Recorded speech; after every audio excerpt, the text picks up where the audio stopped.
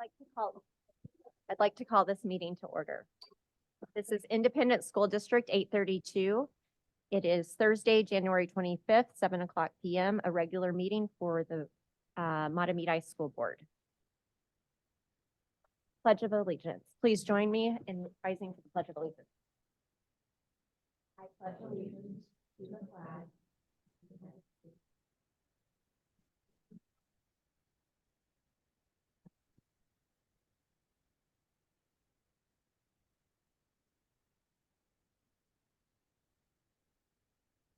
Roll call, please.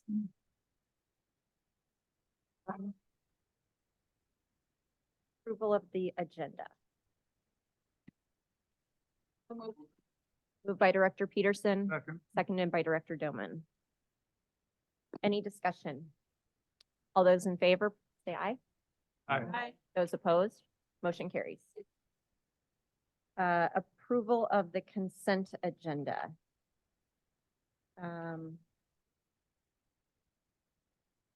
The consent agenda consists of routine business items that can be voted on with one motion. Can I have a motion to approve the consent agenda?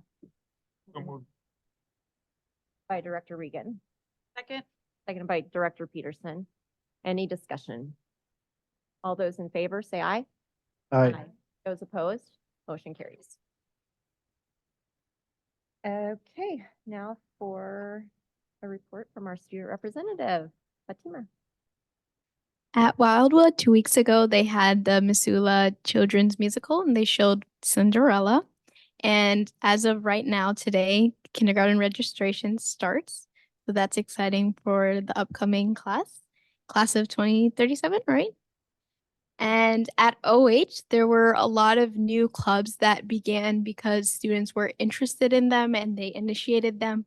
For example, some of the new clubs OH now has are Fierce Girls Club, Clay Club, and Basketball Club. And there was also a student who reached out to the principal to try to find ways to minimize the traffic in the hallways.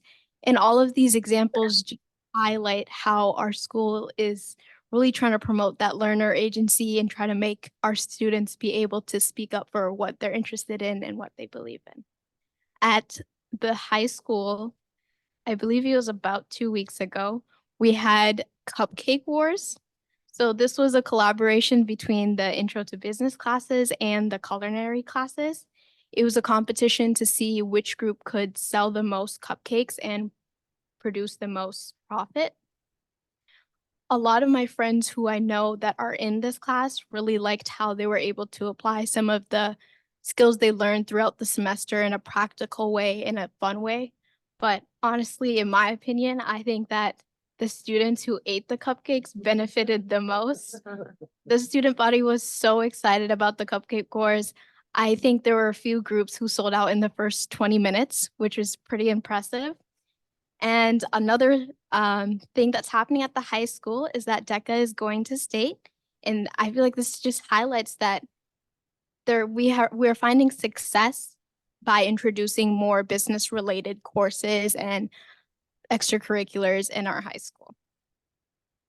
Additionally, this week is snow coming. It's a variation of what was known as Silver Bell in the past. And so on Saturday, students are going to the Mall of America and they're going to have a dance and they're going to be able to ride the rides. And a lot of students are looking forward to that. At the elementary school this Friday, there is a family movie night.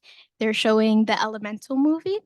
And there is a Matamidi night at the Children's Museum on Thursday, February 1st from 5 to 7:30. So that's what's going on in our district right now. You. Were the cupcakes, was the competition based on how they were decorated or just on taste? Mostly how they were decorated. That's fun. All right, thank you. Superintendent's report. Hold up.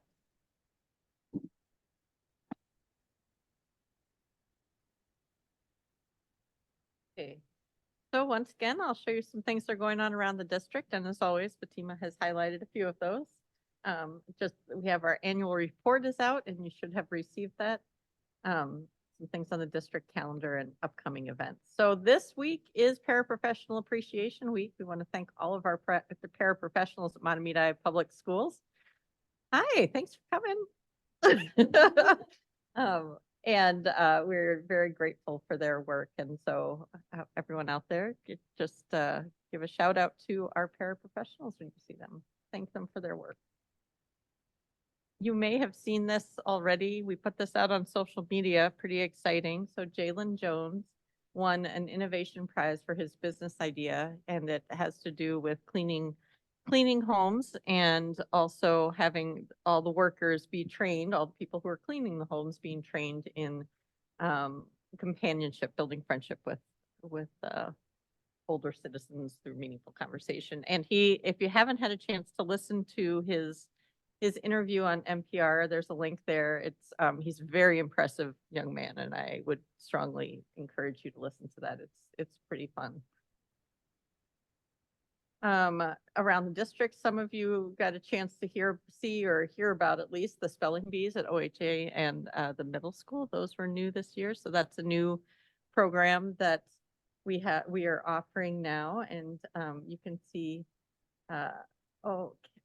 Catherine Margit is how I say her last name, on the bottom left. She's our new advanced learners. I'm sorry, we keep calling it something different. Advanced academics program director, and she is doing a fabulous job bringing lots of opportunities to our students. And so that's one of the newest ones. Just a few things that are happening in community ed around the district. You see some pictures of all ages of students engaged and community members engaged in learning together. And so just to take note of all the different opportunities we're providing students through providing our community through community ed. And we heard about kindergarten information night is happening right now. Look at that. Isn't that cute? So class of 2037, there's one sitting there getting their picture taken. So that's happening tonight at Wildwood right now. The annual report is out and it was recently mailed. I believe I received mine. Has everyone received theirs? So those have made it home. I'll encourage you to take a look through what's been happening this year and also our accomplishments, and there's a lot of good data around our academics and also our activities and all that's been happening in our district this past year. So it's a great publication. Look who's that on the front. How about that? Our district calendar is now available. So for those of you watching from home, I know this has been something people are waiting for, and we finally landed on that. So here's a little reminder that 2024-25 district calendar is now available online. And then just a little bit about some upcoming events here. And I'll just highlight down at the bottom there, the conferences are coming up, and it would be good to watch for those. I just encourage parents to watch for those communications to be able to sign up for conferences. So that's it. That's my update. Any questions? Right. You want me to flip back to the class of 2037, that cute little picture? I will do it. I just loved the little person at the big table there. So anyway, okay. Okay, thank you. Next discussion information items, board member calendar. We have included February and March. Are there any dates that anyone would like to call out? Director Payne. The Capitol is not on the calendar, but it is March 5th. For those of you who want to be the Capitol that day for the presentation in the morning and meet with legislators in the afternoon, and that is on March 5th. But it's not on the calendar, so.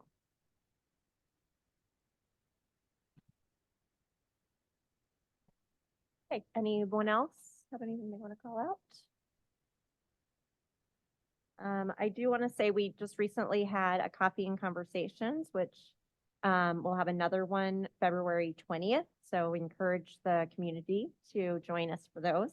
And then we'll have another one March 5th, and then dessert and dialogue will be March 12th. So lots of time with our community, and we encourage them to participate.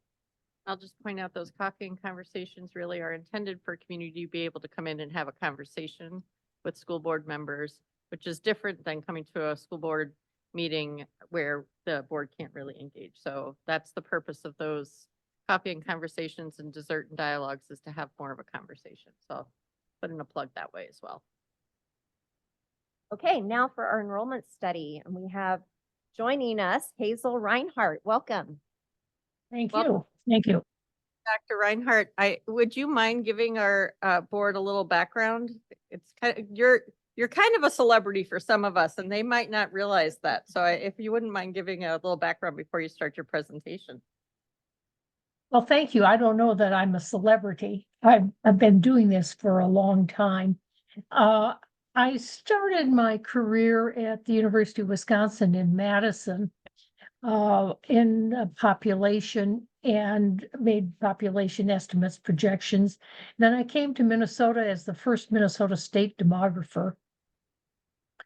And then left that position and was in media industry for a number of years. Like, started my own consulting business in 1991. And I started with doing school enrollment projections. And I also consulted for print media really around the world. So I traveled a great deal.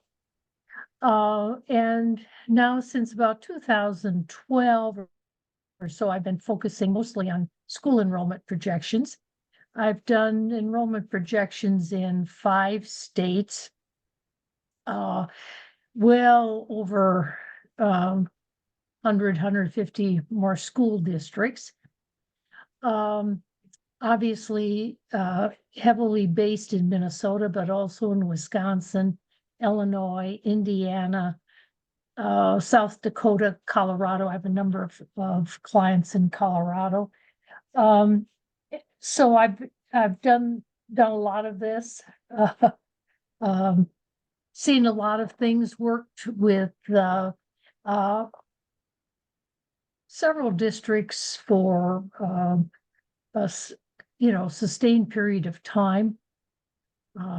I think I'm fairly well versed in enrollment dynamics, certainly here in the Midwest. And so I guess that's what I would say. Yeah, that's wonderful. And I also could find that you had done an enrollment study for us back in 2015 as well. So you've been with us before. So Right. So thank you. Dennis is going to pull up your presentation. Okay.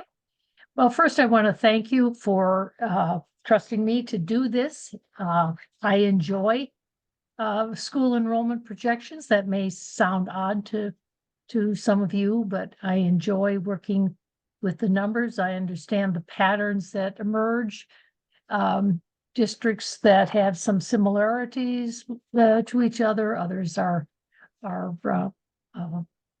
different. So with that, I'd like to focus a little bit on the kind of environment we're in today. If I could have the next slide. We can't talk about anything without talking about the COVID-19 pandemic, and simply to say that its effects are lingering on enrollment. If we do a little recap of what occurred, Minnesota public school enrollment in 2020-21 was impacted pretty dramatically, and Minnesota was not alone, it was a national phenomenon.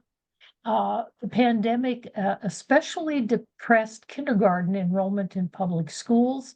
These children were either homeschooled, attended a non-public school, and many of them did not attend any school. That is, they were redshirted. They just stayed at home.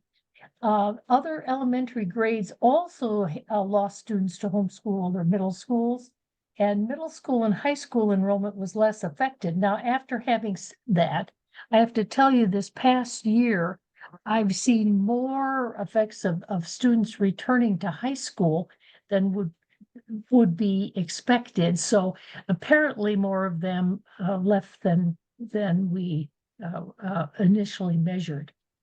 2022-23 marked the third year that Minnesota public school enrollment was below pre-pandemic numbers. No state has not released enrollment for 23-24 yet. But the US has said nationally that public school attendance has not yet recovered in 23-24. The estimate is that about 1 million fewer public school students enrolled due to the pandemic. Next slide, please. Well, what were the effects in Mahtomedi public schools? Well, it affected your kindergarten, no question. The 2021 kindergarten was below its expected size, and I'll explain later how I calculate expected size. And it remains below its pre-pandemic expected size. So it's still affecting kindergarten somewhat. As happened many other places, students shifted to other education options. Now, homeschool increased, but it has since decreased, and homeschooling is not a major factor in the Mahtomedi School District. But non-public enrollment increased pretty dramatically and has not gone down. So basically, the effects of the pandemic linger, and they may linger for a number of years. I mean, I think many people thought that it was going to return to pre-pandemic numbers and environment pretty quickly, but that has not occurred. So let's look at some other aspects of the environment that we're now dealing with. And I can't stress this enough because we all carry around notions of something in the past and think that is going to continue in the future. And so I want to call out some things that are really different now and going forward than what we may recall of even 5 years ago, to say nothing of 20 or 10 years ago. And one of the most dramatic and has a profound effect on school enrollment is that we are experiencing very low fertility. And by that, I mean the number of children born to a woman at the end of her childbearing. Many of you have heard the term replacement, and that really comes to having 2.11 children per woman at the end of childbearing. Minnesota was at 1.73 in 2020, and the rate continues to fall. This means that the number of births are decreasing in the US and in Minnesota. So even though we have a larger number of women in childbearing years, the number of births are going down. 2020 US births were the lowest since 1979. Births were up about 1% in 2021, but flat in 2022. So there's not been any kind of recovery. Most demographers felt that the pandemic would depress fertility, and perhaps it has, but it's not bouncing back very quickly. And like the Great Recession of 2008, we thought that fertility would come back after it never did recover. So it may also be the case with the pandemic. That's not clear, but certainly fertility is low. And then fertility varies by race, ethnicity, with it being very low for white non-Hispanic women, probably about 1.5 children at the end of childbearing. Now, we all know we don't have half a child. What this means is it's tied to the number of women who in childbearing age having no children, and that percentage is up. Pre the 1950s, it was only about 7% of American women came to the end of childbearing not having a child. Now it's at about 18%. So many more women are opting to be childless. The other thing that is significant and affects us in many ways is the aging of the population. And we've been talking about that for some time. It's getting kind of boring, but it does have a significant effect, and it has an effect on school districts and school enrollment. And it's probably one of the easiest ways or best ways to think about it is that it is creating a demand for a different mix of housing. with more apartments, condos, townhomes, and these housing units do not produce very many children per unit. So as a result, we're going to have a smaller percentage of households that have children. That has some political implications. And it just means that many times we get quite excited about the number of new housing units, but it's really only single-family detached units that produce a higher yield of school-age children. The population is growing very slowly. In fact, until this past year, it was not clear whether Minnesota actually had any population growth at all. So it's a very, very slow growth, which is very, very different from the environment that some of us reflect upon in the past. Next slide, please. Less mobility. Following the Second World War, about 20% of all Americans changed their address every year, and that was also very age specific. Now it's fewer than 10% have moved in the last year. And so we're really staying in place far more than we have in the past.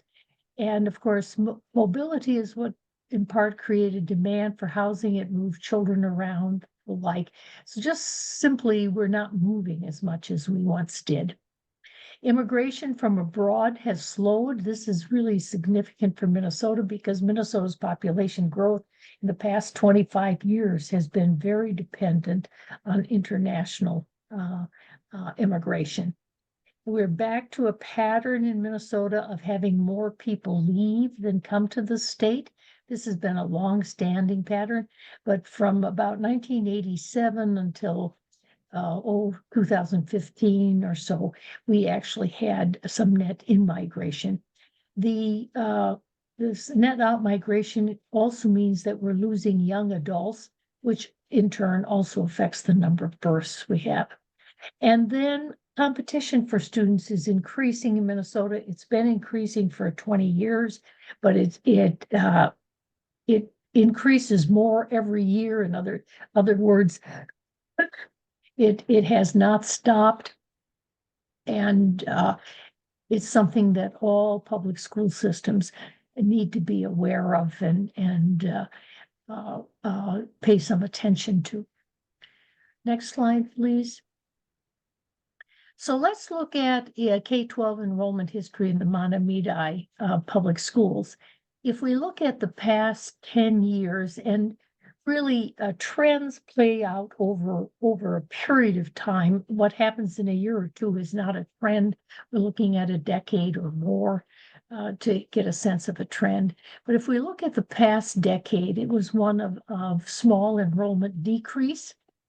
Total enrollment decreased about 4%. Resident enrollment decreased about 3%. This despite the fact that the school-age population in the district increased by about 4%. So here what we see is a loss of share. Nothing unique about that. It's happening in every school district in Minnesota. The Mahtomedi public school system is it belongs to a category of districts that have a high percentage of students who are non-residents. And that high percentage is a result of open enrollment. And for Mahtomedi, about 30% of your students in 2023-24 were non-residents. And if you want to think about this kind of a rule of thumb, the smaller the enrollment of a school district, the more likely it is to have a high percentage of non-residents. And that just makes sense. If you look at the giant enrollment districts in Minnesota, for example, Anoka Hennepin, or Minneapolis and St. Paul, District 196, Rosemount, Apple Valley, Eagan, or South Washington, these districts have only about 3% of their enrollment as non-residents. But if you look at districts of, let's say, 6,000 to 7,000 to 8,000 students, most of them have about 20% of their students open enrolling. So because of your smaller enrollment size, having 30% open enrolled non-resident students is not unusual. I've seen there are several districts in Minnesota where 50% of their students are non-residents. In that open enrollment contest, if you will, there are winners and there are losers. And the Montemedi schools are a big winner. They got 831 students from other public options. And your market share, that is the number of school-age children in the district, and the number enrolled in the Montemedi public schools, your market share is 81%.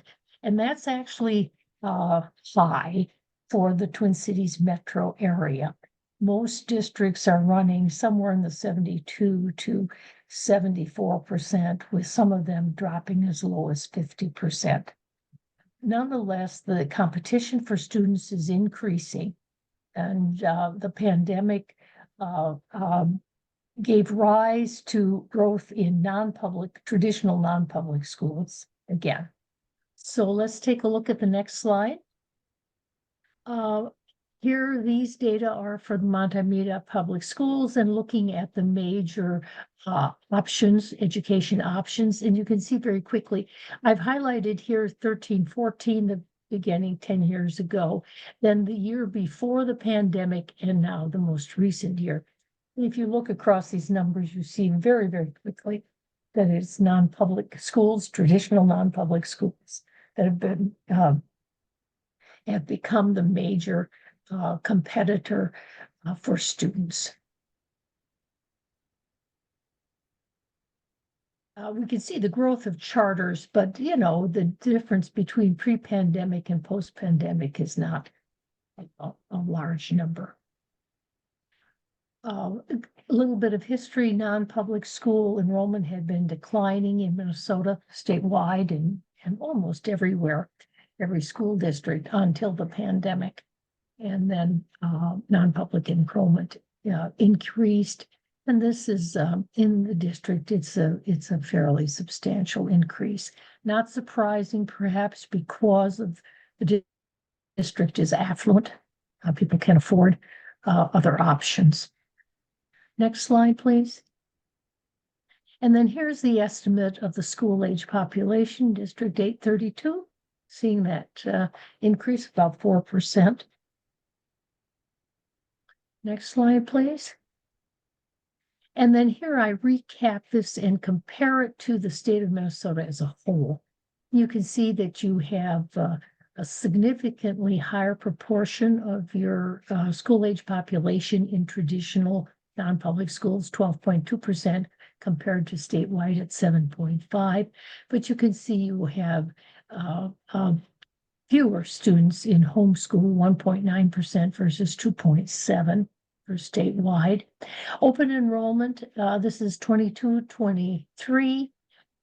Statewide, 9.2% of all enrolled students open enroll. You have in of 29.3 and out of 2.4. So you lose very few, you gain many. Charter schools, 7% statewide. Students are enrolled in charter schools, 1.9 for you. And then you can see, literally that 8 percentage point difference in market share, where you're very successful at capturing your available population. Next slide, please. Here I'm just showing you K-12 enrollment, and I'd call your attention to the non-residents really.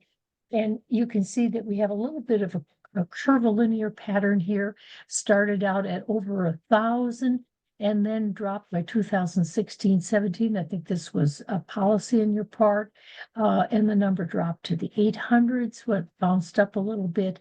And now since the pandemic, it has gone up again, although not the same number yet as it was 10 years ago. Next slide. This is a table that is a favorite of demographers, and because it tells a very powerful story. The columns on the left show fall to fall here, year to year, So we can see year to year the enrollment change and the percent of that change. And you can see in your numbers since 2019-20 with the pandemic, you've had a loss until the most recent year. But the two really important columns are the two on the right. The one that's natural increase, decrease measures the difference between the incoming kindergarten class compared to the previous year's grade 12. And when those numbers are negative, we call that natural decrease. That is, you are graduating out more students every year than you are taking in kindergarten students in the following fall. And the number is shown there. And in the 10 years, this depressed enrollment by 1,024 students. It depresses enrollment, and as it shows in your case, even though you had net in-migration, it was not sufficient to compensate for the students that were lost through natural decrease. That is, that the cohort size was different, most often due to the birth rates or declining births. The net migration in this case is most likely heavily influenced by the inflow of non-resident students, but it also measures the inflow of students into the district as residents. And the combination of natural increase, decrease, and net migration is enrollment change. And so you see over the decade, enrollment declined by 129 students, but it was that natural decrease that was really powerful. And that's projected to continue for the next 10 years. You are not alone. That's present in I guess I've not seen a district in the metro area or in Minnesota that does not have natural decrease. So it's just it's a fact of life because of the changing fertility. Next slide, please. Here I'm looking at K-12 enrollment. And there are a couple of things I look at. One is that kindergarten row across the top. And in your case, it's very interesting because you basically have the same number of kindergarten students in 23, 24, 22, 23, 21, 22, as you had in 2013, 14, and 2014, 15. 2016, 17 was an unusual year because you had very significantly fewer kindergarten students. But otherwise, if you look at those numbers, your kindergarten class size has been remarkably stable since 2017, 18. Little dip in the pandemic year of 2021, but 10 students, not dramatic. The other thing I look at is the column on the right, the enrollment by grade. And what that starts to tell us here is we can see pretty much with our naked eye that the elementary grades are smaller than the high school grades. And that again tells us that there's going to most likely be continued natural decrease. And then this table also is used for another purpose. On the diagonal, we calculate the migration. So if we start with the kindergarten of 2013-14, 186 students.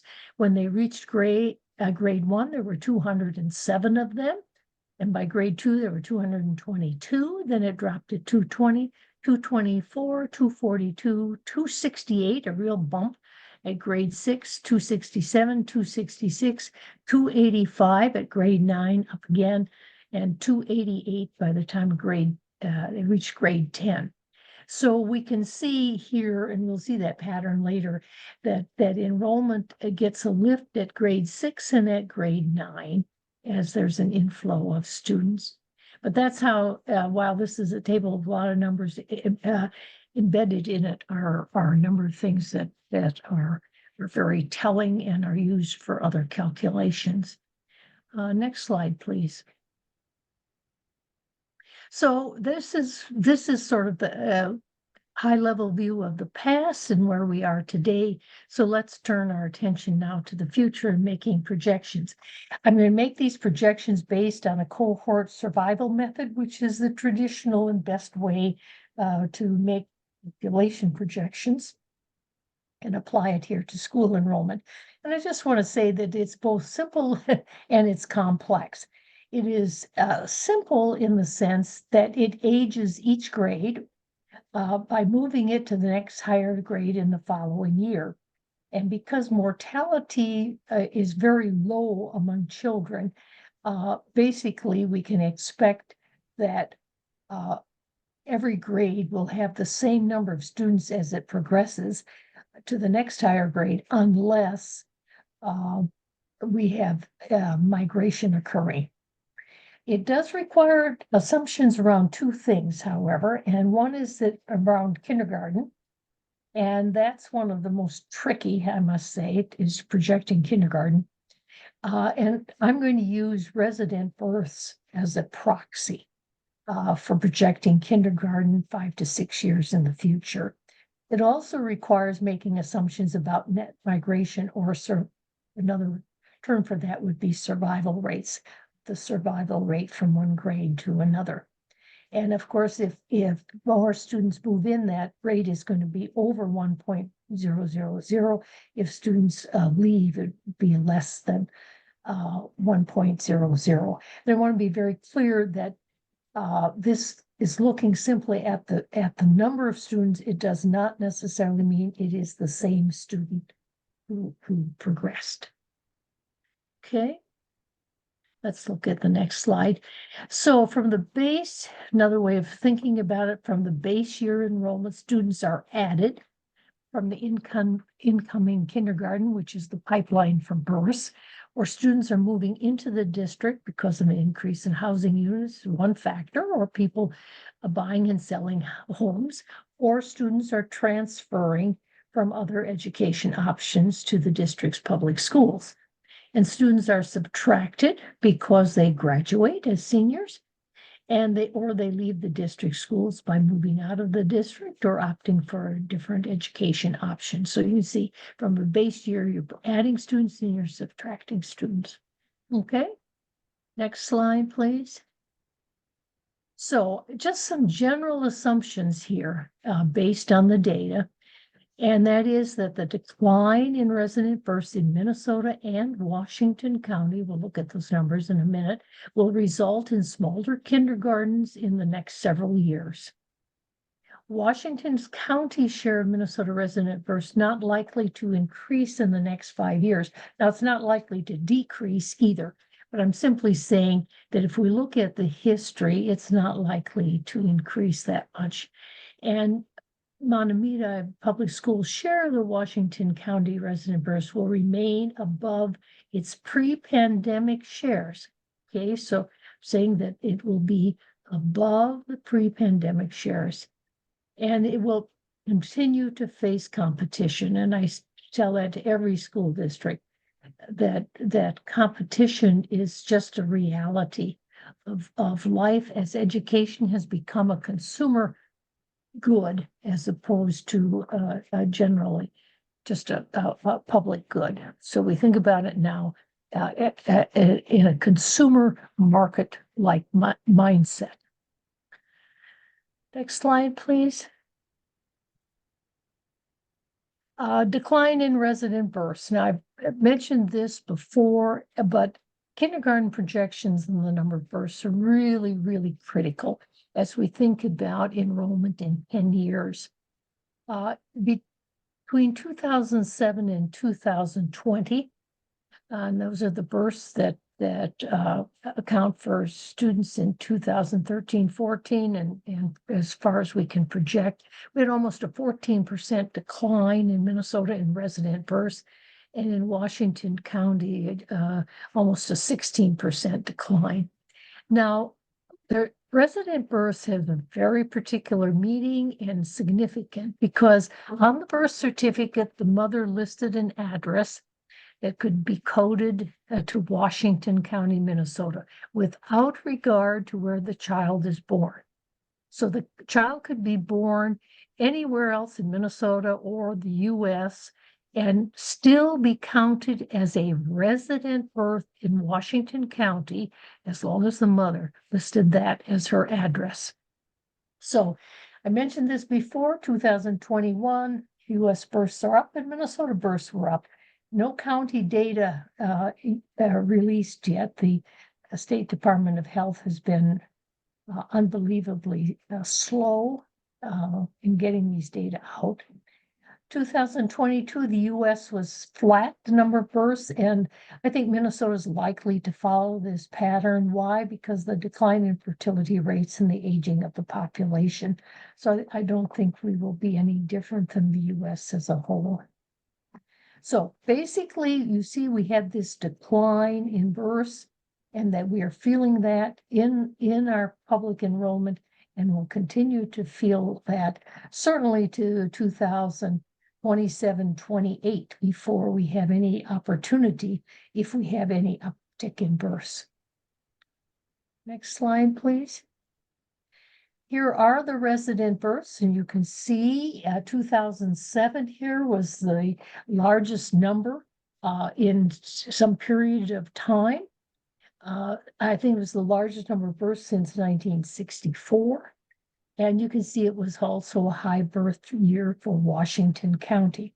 Now, Washington County is interesting in that it is a county that has experienced a substantial increase in population, yet that's not reflected in the number of resident births, which tells us that people who move to Washington County tend to be at a family stage where they're not having as many children, or their family is already complete at the time they move. Because between 2007 and 2020, Washington County had a substantial population increase, but you had actually a decline in the number of resident births. Okay, next slide, please. Now, as we look toward the future, as you could see from the previous slide, I only have resident births at the county level to 2020. So I have to make projections going out to get kindergarten classes all the way up to 2033, 34. So I'm relying on the projections made by the Minnesota Demographic Center, and they made projections of births, that is 0-year-olds, which I'm using as a proxy for births. And then I'm showing you what the actuals were versus the projected. And as you can see, the projections have run, the difference between actual and projections has increased over time. And by 2019, actual births were 93.8% of the projected. It went down even more to 2020, 21, but for the purposes of this, I'm going to keep it at 93.8%. And on the right column, you see how I've adjusted that. So basically assuming in 2021, we had 64,398 resident births, and this projection would put it at about 100,000 some greater for 22, 23, 24. But look at how flat those numbers are. And that's the key point here, that we don't anticipate any lift in the number of births. And this continues through 2025, 26, 27.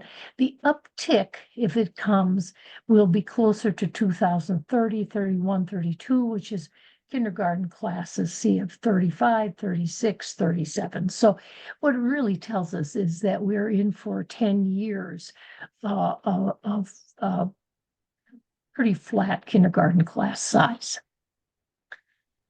Next slide, please. So just to recap, projected birth statewide, very flat, and the Mahtomedi Public Schools share of Washington County births has fluctuated, but trends up ever so slightly. Okay. Next slide. And here we look at the Washington County pool and then Montemedi's share or percent of that pool. Now, let me explain the pool. Births are reported on a calendar year basis, but by Minnesota law, a child has to be age 5 by September 1st to enter kindergarten.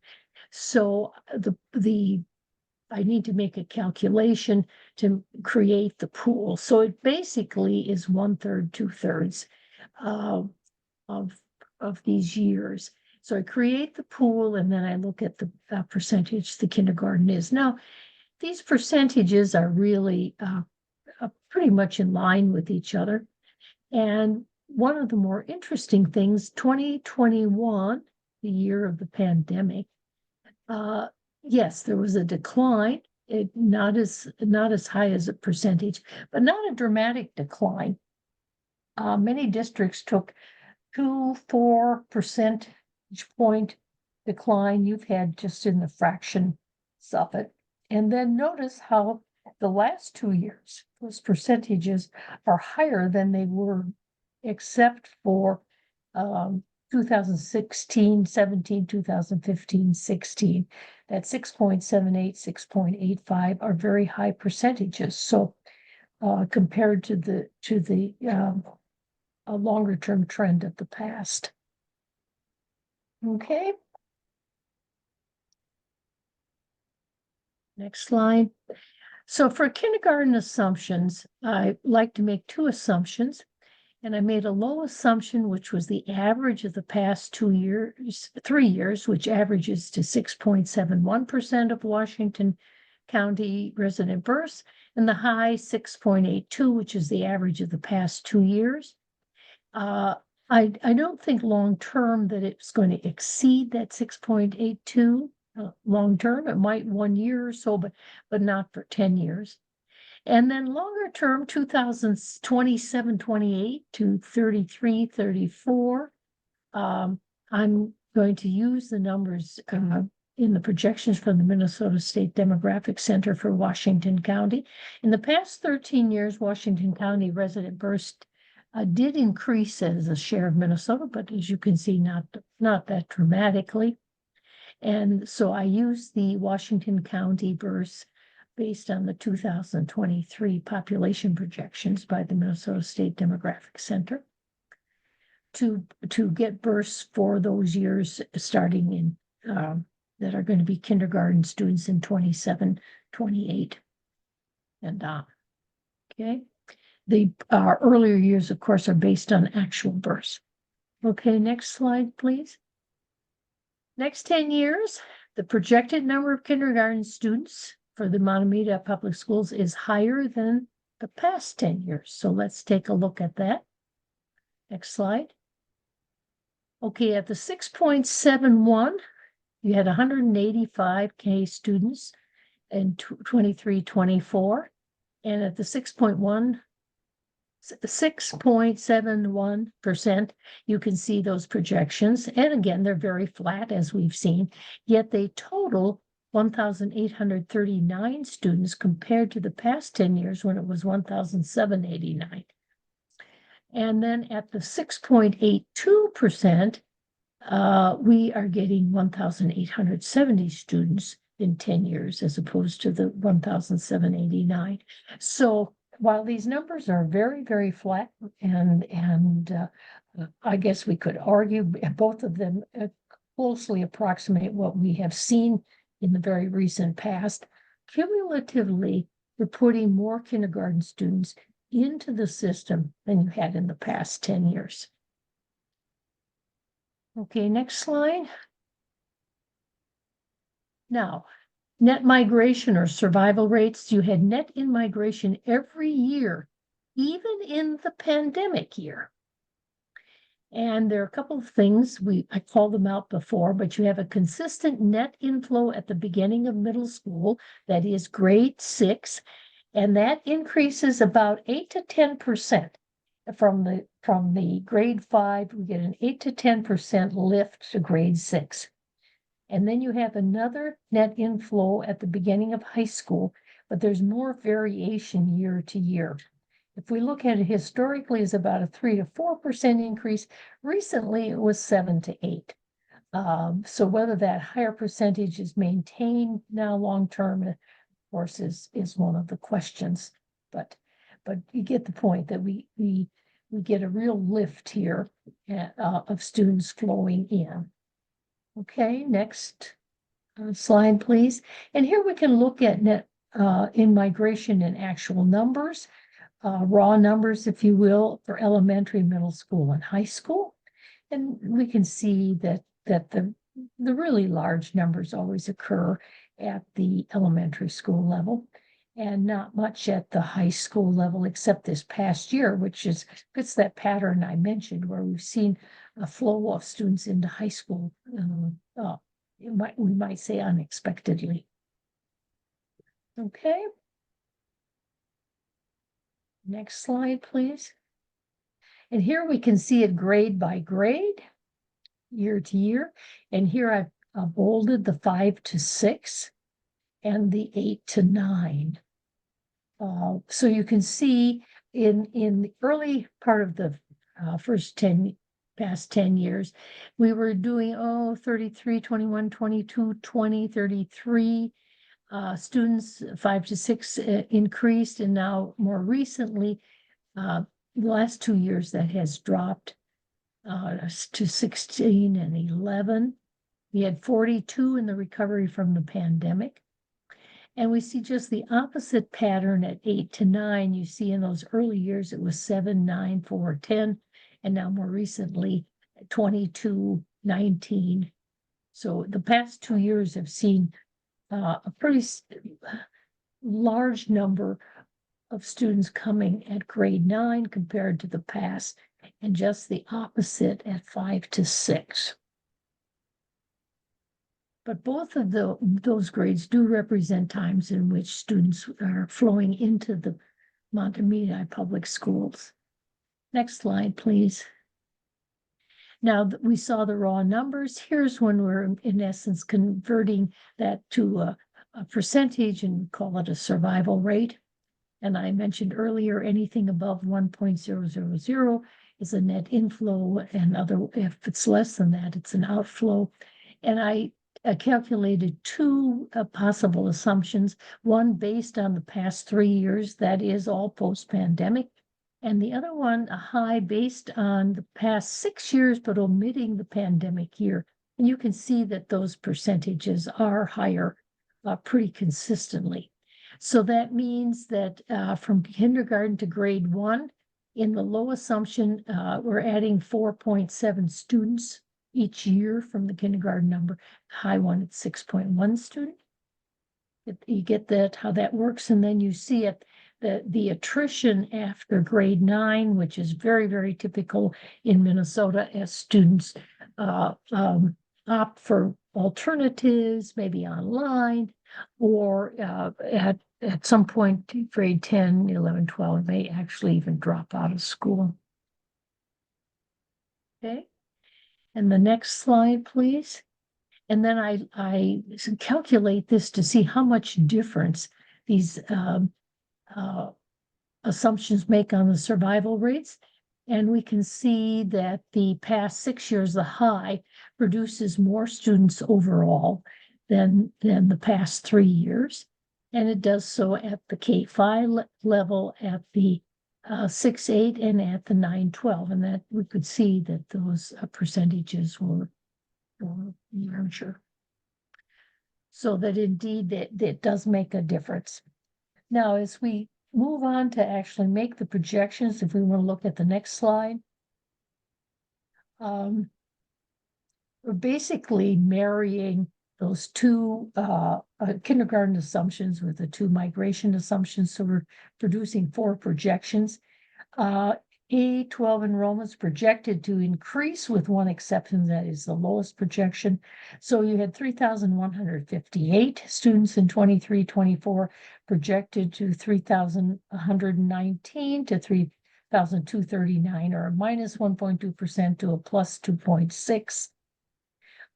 So remember you came off 10 years actually having a loss of 3% or so. So this is actually projecting a small increase.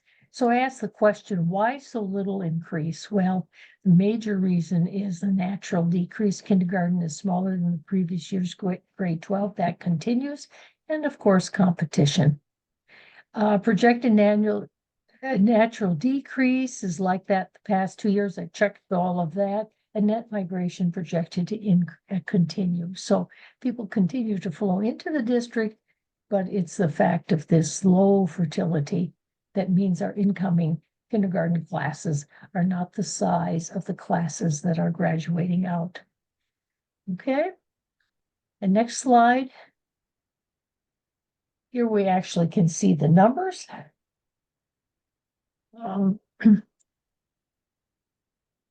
And what this tells us is that our migration assumptions are making a larger difference in these projections than the kindergarten assumptions.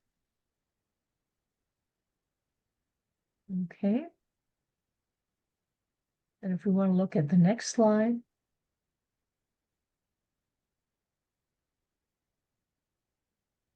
We can see here, I call this out right away here, that basically at the K5, except for the low, even in the next 5 years, we would expect a small increase in K5, nothing dramatic, but a small increase.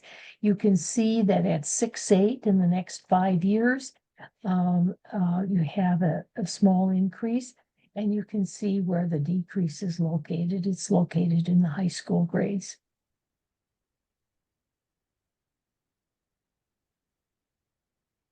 Okay. May I stop you for a second? Dr. Sure. Reinhardt, to see if the board, these are a lot of numbers to digest, and so I just wanted to see if anyone had any questions at this point. Is that okay? It certainly is. Can I just do a check-in? Does anyone have any questions based on? I do. I just want to make sure that I'm following correctly, that your net projections of kindergarten, that takes into account our capture rate in the calculation. Yes. Thank you. That was my main question. Yep. Takes into account your capture rate. In fact, your capture rate is in your favor. What's happening to the number of births in the county and in the state is what's driving it down. It's not your loss of capture rate. Thank you. Dr. Reinhardt, I have a question. So, our model in Matamidi is we have a lower number, our kindergarten class starts at a lower number than our graduating class. So we grow our grades once they hit middle school, then it gets bigger, and because we have more room, and that's the model we've had. So are we affected negatively because of that model, given we have No.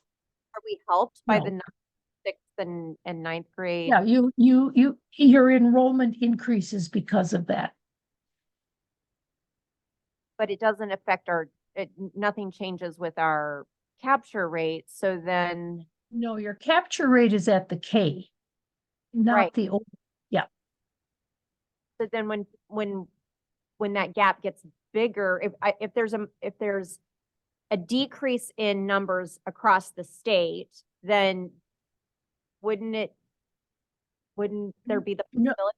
No, can we go back to the survival rates?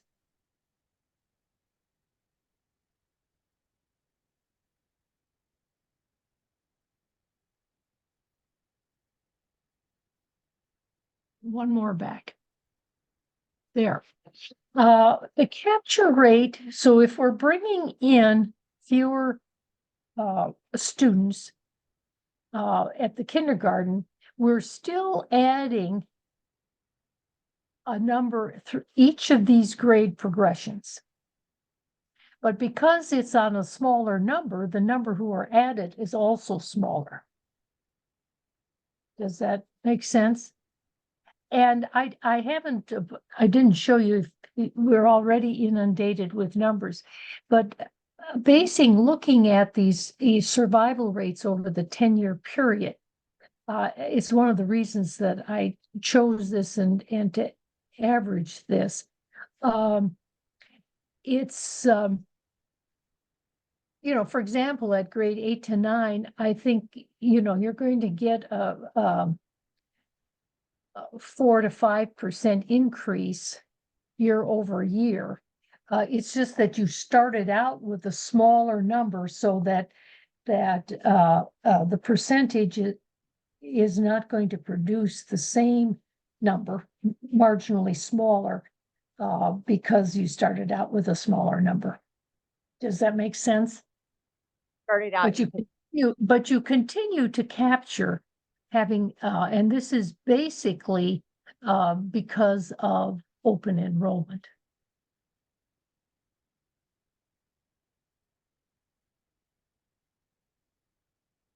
Any other questions at this point? Because I think now we switch to housing, right? To Yeah. look at our. Yeah. Okay. Well, if we can go back to the previous slide, please. No, back. There. This is important because the decline of enrollment is going to be driven by that decline in the high school enrollment, which is a result of these smaller cohorts aging through the system. Because you see, at the K-5, you could call it a slight increase. It's not a decline, it's a slight increase. In the first 5 projection years, you have a growth in 6 to 8 that's not affected by the kindergarten assumptions, only by the net migration. And high school is almost totally due to net migration because the kindergarten assumptions don't affect that until the last 2 years of the projection. So you see, we get a little lift at K-5. 6, 8, we have a lift initially, and then it drops and then lifts a little bit again. But it is high school that goes down, and then it never comes back to what it was in 2022-23. You see that even the highest high school projection in 2033, 34 is what 30 students fewer than it was in 23-24.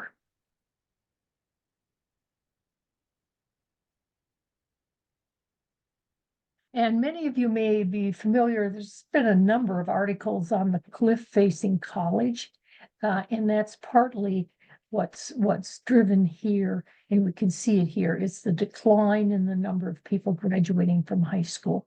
And then add to that, right now, fewer people are deciding to go to college. But it's underlying it is this decline in the number of high school graduates. Because the cohorts entering those years are smaller due to changes in fertility 18 and 20 years ago. Okay, let's look at the next slide.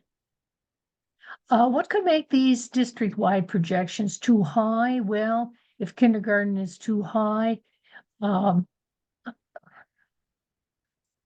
lower kindergarten projection, it's basically a continuation of what you're seeing. I don't think it'll be too high. More students choose other education options. That I think is maybe the wild card. Too low, the projected kindergarten too low. I don't really think it's too low either. I think those kindergarten projections are pretty good. Or net in migration due to higher open enrollment into the Montemita public schools, and that's a policy decision of yours, because I have a sense that there are more students who would open enroll.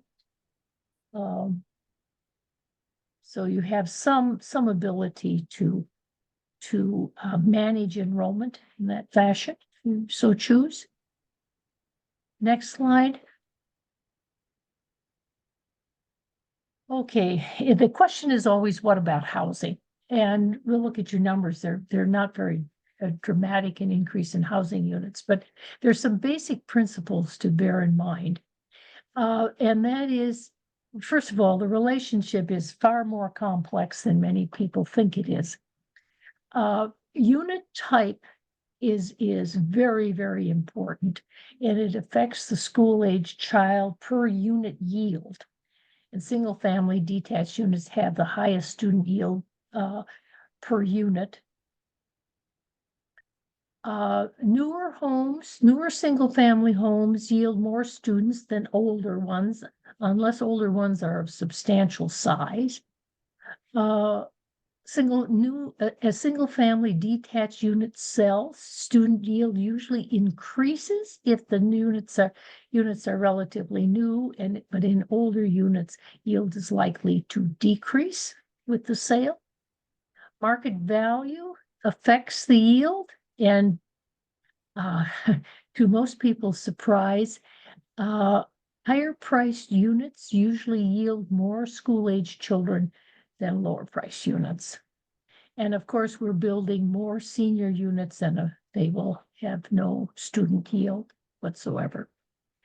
Next slide. I have results from 4 states. I'm pretty confident that this applies in the Midwest. In that single-family detached K-12 yield varies by school district and by attendance area within a district or areas within the district. Townhome yield is very consistent across all school districts across states, 0.22. So in other words, you have to have 100 townhomes to get 22 students. Apartments yield are very consistent across all districts across states, 0.11 to 0.15.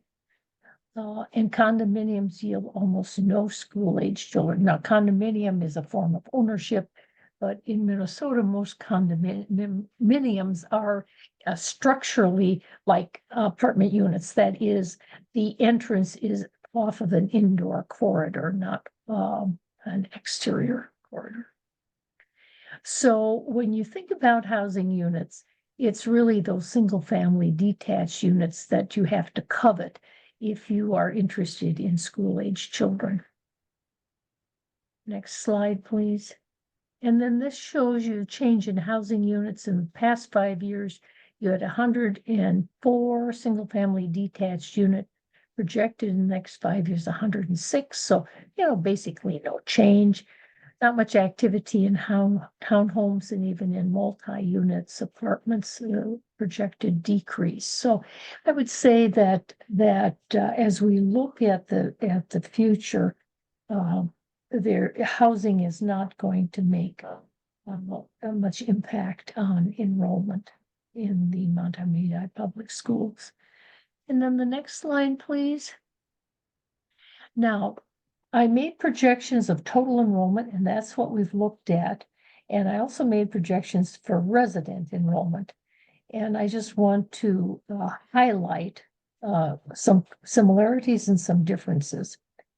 There are the same patterns of resident enrollment and total enrollment in terms of natural decrease and net in-migration. They show basically the same kind of pattern. But there are patterns that are very different for resident enrollment compared to total. First of all, the resident kindergarten share of the kindergarten pool decreased in the pandemic year, which had almost no decrease for total. So that affected resident enrollment. Resident kindergarten share has not returned to pre-pandemic levels. Now, see, you saw the total share was larger than pre-pandemic levels, but not the resident share. And we looked at these numbers. Net inflow at grade 6 for residents has been cut in half. And there is no consistent net inflow at grade 9. So the inflow that we see at grade 9 is really due to non-residents and we've had a decline in the net inflow of residents at grade 6. So they have the two resident enrollment, total enrollment, some characteristics that are the same, but they also have different patterns as well. The next slide, please. And here I show you resident enrollment projections, and I just did the high K on that. And you can see that that is projected to decrease. Okay. Next slide. And then you can see what this, we see here.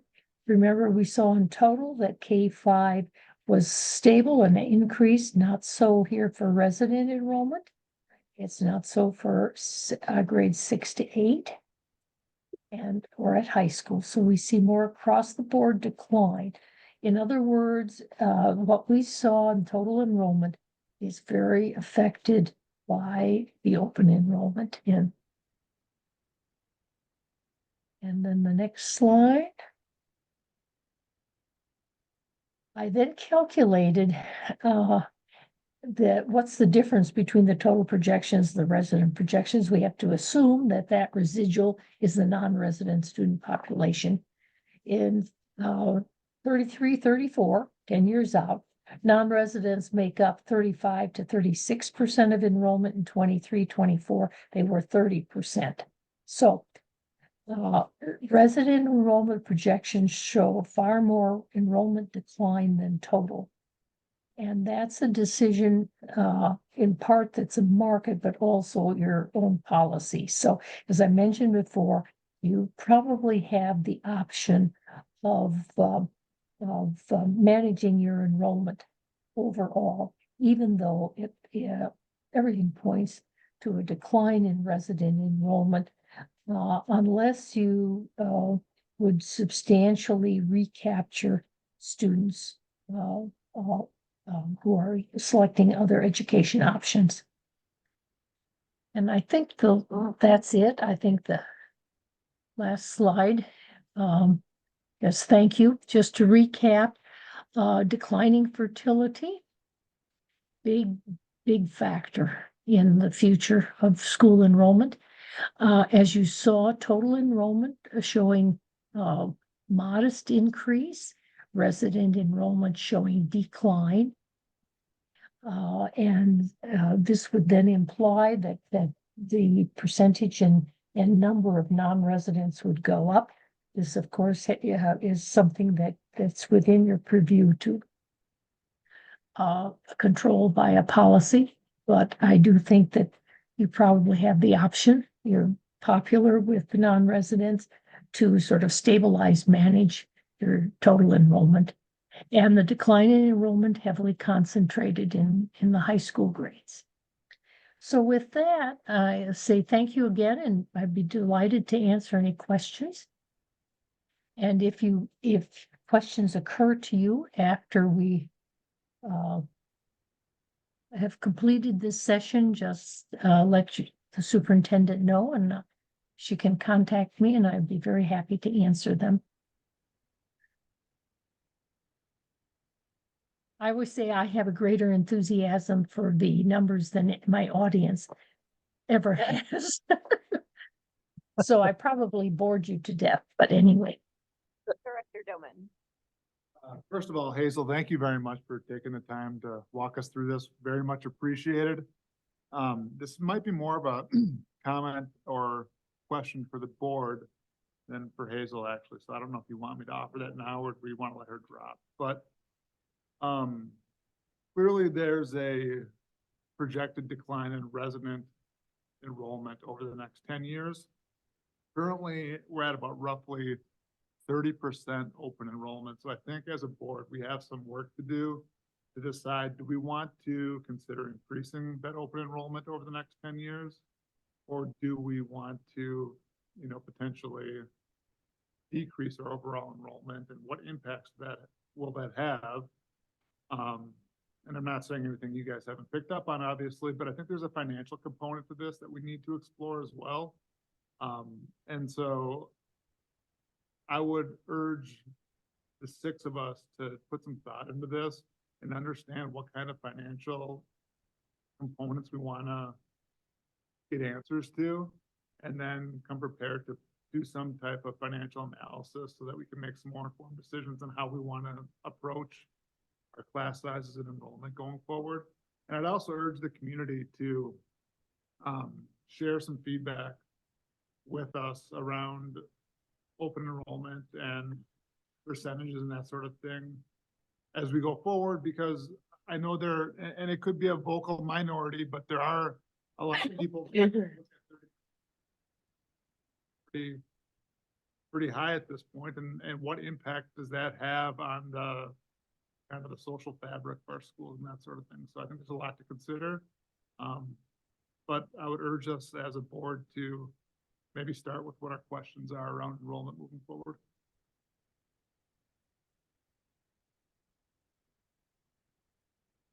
I thought the last statement she made was almost the most powerful. I believe this is what she said, to talk about how to recapture the students leaving for other school options. Kind of to follow up a little bit what Ryan was saying. Did I hear that correctly from anyone else? Well, that certainly would change the trajectory of your resident enrollment. I do need to be very honest with you. Recapturing students is not easy. Because people leave for a variety of reasons. And we know that the pandemic was an event that caused people to consider other options. And the fact that they didn't leave the option they chose immediately after suggests that there's something about the choice that they like. And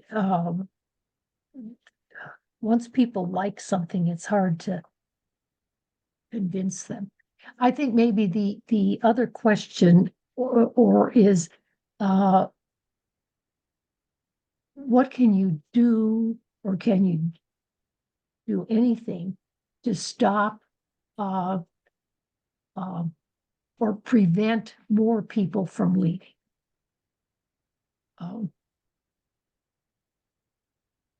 Perfectly You know, said. some families approach it as a family decision. Every child goes to the option the family selects. Others do it on a child by child basis. This child will do better in this environment. This child will do better in the other environment. So you know, that's really a mix we see. You all hear me since I am masked, you can hear me. I guess for me, it's a combination of the two comments and or questions that were asked. There's things that we can control and things that we can't control. We can't control, obviously, the fertility numbers and how many kids people are having. We don't have much control over the housing options we have in Matamidi. We don't have a lot of room for growth for those single family dwellings, like you talked about, that bring in the students. We do seem to have, we've had recently, it seems like more senior housing options, which isn't going to bring any more students. And then I look at what's happened since the pandemic. People have realized it's sort of like we didn't all know that we could connect and do work from home or virtually until we had a pandemic, even though we had the technology to do that. And now it's suddenly like the pandemic, people had more choice and they opted for some of those choices. And so I think what Director Doman was asking is a really good question. We're gonna have to think about in the future, what's our right size and how do we get to that right size to be able to keep the programs and offerings we have? And what is that right size and what are the financial implications? Because we are gonna have decreased, if we just left things the way that they are, we can't control the births, we can't control the housing, those sort of things we can't control. And so I think it is really good. I thought this presentation was fantastic. You didn't bore us to death. I'm just gonna say that. But beforehand, I looked at this and felt like I really understood what you had here. But just by you going through it helped a lot more. So thank you. So it was not, yes, it was comprehensive and there was a lot to it. And if I wasn't sick, trust me, I would show more excitement. But nonetheless, I think we have a lot of things that are happening here and we need to consider all those variables and looking at us as a district. I feel very thankful in the fact that we do have what we have for open enrollment right now because we would look very different as a district if we didn't have that 30% students. So there's a lot for us to consider. And I think that this is just one step for us to just get started on what that looks like for us in sort of a 10-year plan. So no question for me, but sort of a combination of the two. I think we need to think about all of these things. So thank you very much. You. Dr. Payne?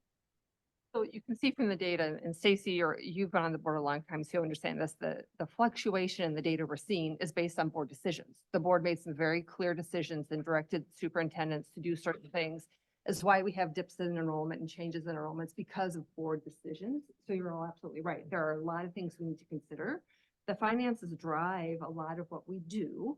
And the model we've used for a long time is not based on today or future. It's based on very historical information, but it is so complex, right? And thinking about the funding per pupil and thinking about community tolerance for open enrollment and thinking about community support for a future levy, that open enrollment question comes into play quite a bit there. And we think about quality of programs and we think about experiences for kids that, you know, class size makes a difference. I was visiting a school in Okanagan last week, and they had kindergarten classes at 16, right? Which is a different experience, but it's a cost. And so I think there are a lot of complexities built into this question that need to be considered all at the same time. We can't just look at enrollment projections and assumptions, which are very, very helpful to us, but we can't just say, oh, the simple answer is this. Because you've got to consider what do we want for our students first, and student voice is going to be very important in a lot of that, but it's going to take us some time to unpack this, right? The data in front of us, as good data does, Dr. Reinhardt knows this, just raises lots of questions, right? And I can see for our newer board members, they're popping up, right? Well, what does that mean and how does that play out? And so it's very exciting data because it's doing what it should do. It's causing us to ask questions and think about the future and what that means and what we want that to look like. So I think there are many conversations we're going to need to have before we can take any actions on what's been presented to us. And Director Doman is right. Community input is going to be really important. And that means community input from students all the way through parent and even citizens who don't have students in our schools, because that's the largest part of our voting population.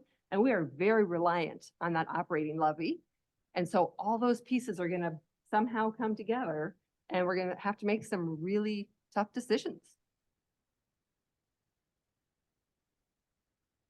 Hazel, did I hear you correctly in your presentation when did you say that in 10 years, you're projecting an uptick in kindergarten age students?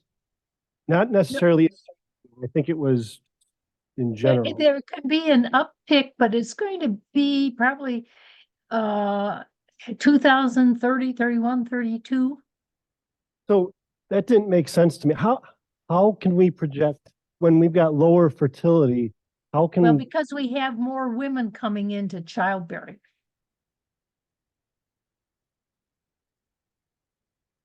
I want to add to that. So on the AMSD website, remember in December at the AMSD meeting, at the last meeting, we talked about this, the state demographers, the assistant demographer came and gave a presentation on the statewide data. That presentation I've pulled up, it is on the AMSD website. So that would be another interesting piece for everyone to go look at, because it would show the state demographers' take, because a lot of what they were saying, and I'm looking to Superintendent Dufferin to help me here, because a lot of what they're talking about is it is the increase in the BIPOC community and out of country migration. It's not as high as it was, but it's still contributing. And where we are, we don't have that feed into our community historically. But that's why I think we're seeing that difference between state level data and localized data. Dr. Reinhardt, does that sound logical? That's true. That's true. Yes. The presentation is up there and it's very good. It's very long, 44 slides from the assistant state demographer going through all of that information. It would be worth looking at before we have further conversation, understand the state level data. Thank you.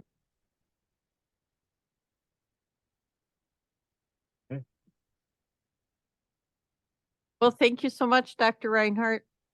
We appreciate your time. Thank you. Thank you. Thank you. And as I say, if you have any questions, why, just get in contact with me. Okay, Thank you. All right, thank you. thank you. Good night.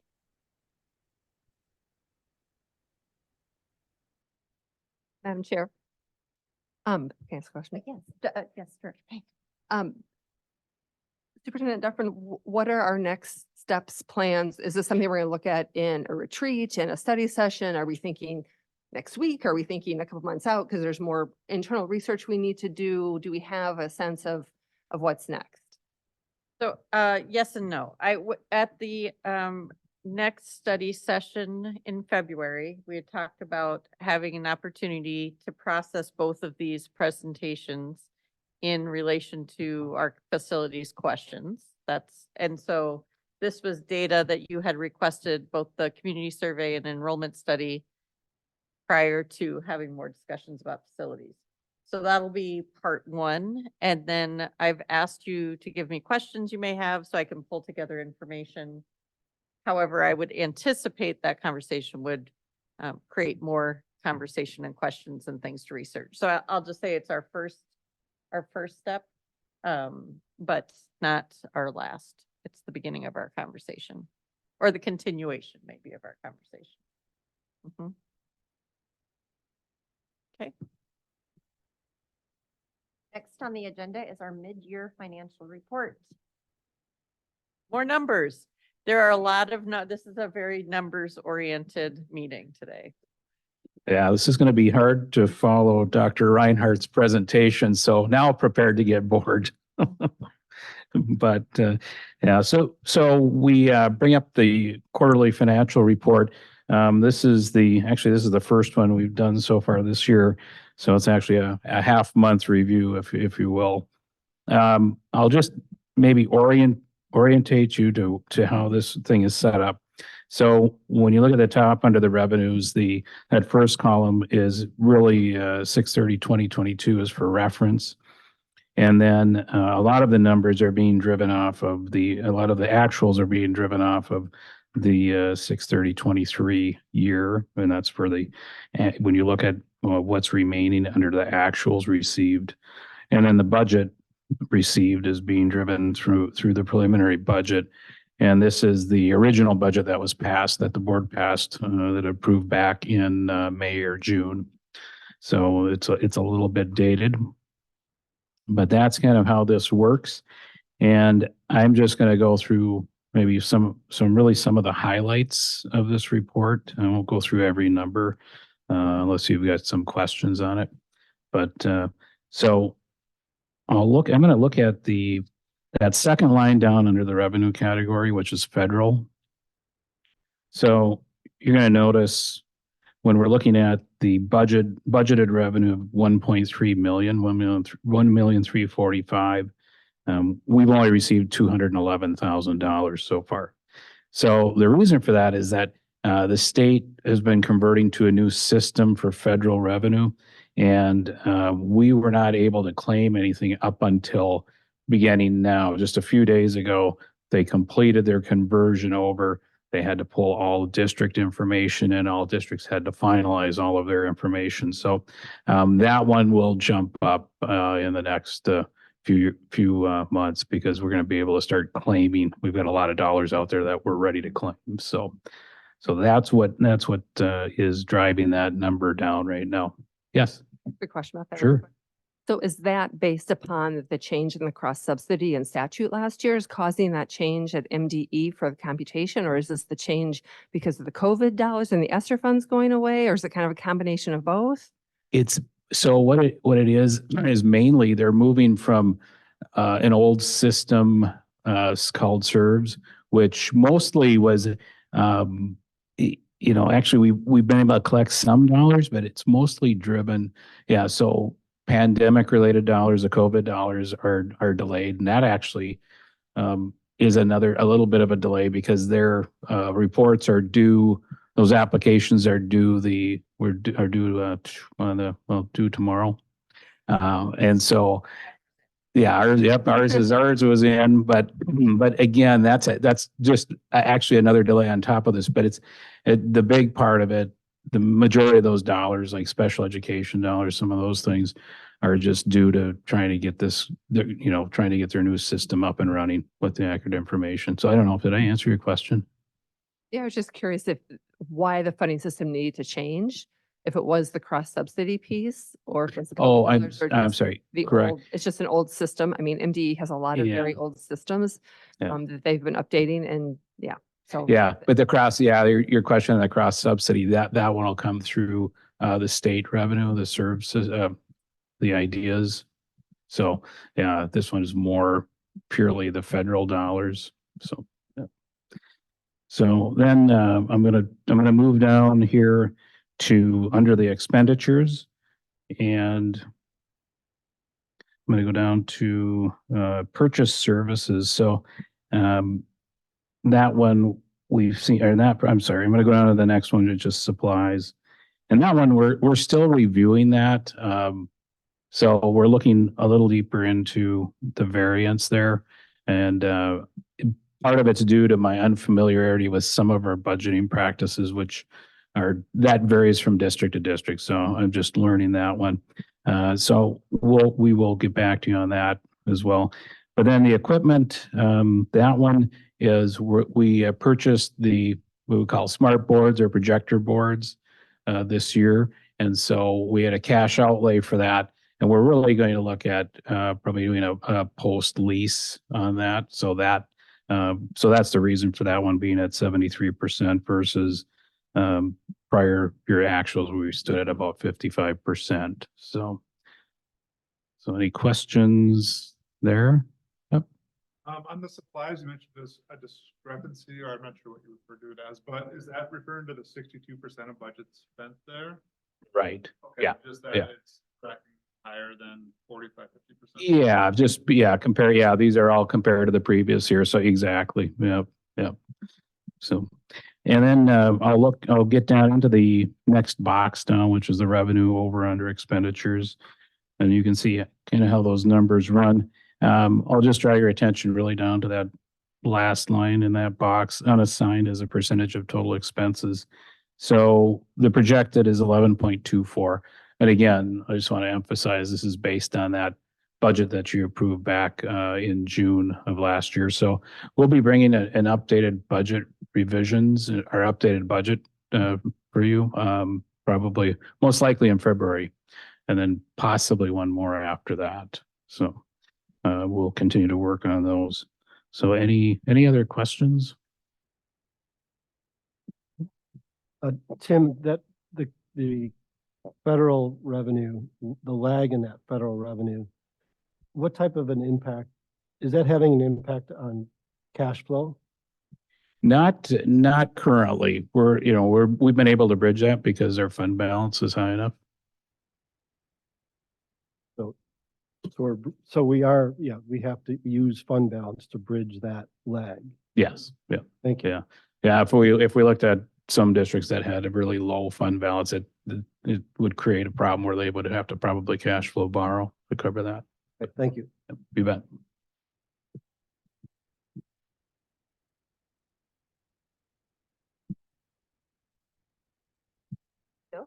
You bet. All right, now we'll move to action items. First is approval of donations, grants. $5,910.17.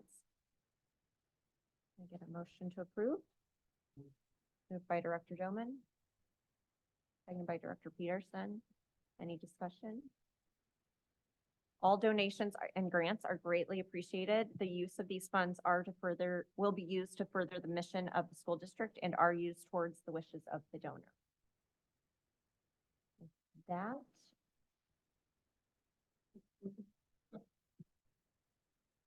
We'll wait for Director Donna.